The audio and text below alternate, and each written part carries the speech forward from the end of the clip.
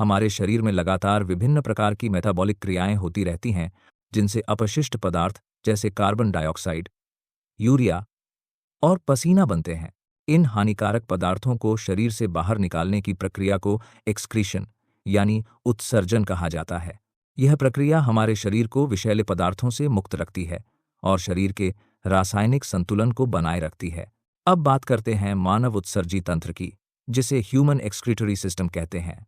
इस तंत्र के मुख्य अंग हैं 2 किडनी, 2 यूरेटर, 1 मूत्राशय यूरिनरी ब्लैडर और 1 मूत्रमार्ग ऊर्थ्रा।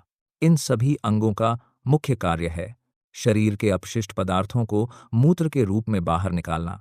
इस तरह शरीर अपने अंदर का जल संतुलन और अपशिष्ट नियंत्रण बनाए रखता है। किडनी हमारे शरीर का एक महत्वपूर्ण अंग है।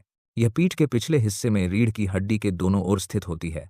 किडनी के अंदर कई भाग होते हैं, जैसे कॉर्टेक्स, मेडुला और रीनल पेल्विस। किडनी की सबसे छोटी और कार्यात्मक इकाई को नेफ्रॉन कहा जाता है। हर नेफ्रॉन रक्त से यूरिया और अतिरिक्त जल को छानकर मूत्र बनाता है। नेफ्रॉन हमारे गुर्दे यानी किडनी की संरचनात्मक और क्रियात्मक इकाई है। हर नेफ्रॉन मूत्र निर्माण में महत्वपूर्ण भूमिका निभाता है और शरीर के रासायनिक संतुलन को बनाए रखने में मदद करता है। आइए इसके प्रत्येक भाग के कार्य को क्रम से समझते हैं। ग्लोमेरुलस यह सूक्ष्म रक्त केशिकाओं का एक गुच्छा होता है जहां रक्त का उच्च दाब पर छानन होता है। यहां से पानी, ग्लूकोज, यूरिया और लवण बोमैन कैप्सूल में चले जाते हैं। इस प्रक्रिया को अल्ट्राफिल्ट्रेशन कहा जाता है। बोमन्स कैप्सूल यह कप के आकार की थैली जैसी संरचना है जो ग्लोमेरुलस से निकले हुए फिल्ट्रेट को एकत्रित करती है।